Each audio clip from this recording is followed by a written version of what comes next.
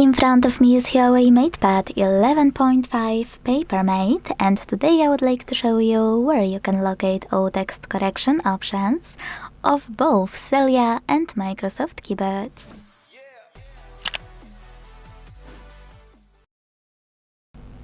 First of all, go into Settings and scroll all the way down to hit System and Updates. Then tap on Language and Input and select your keyboard. Let's start with Celia.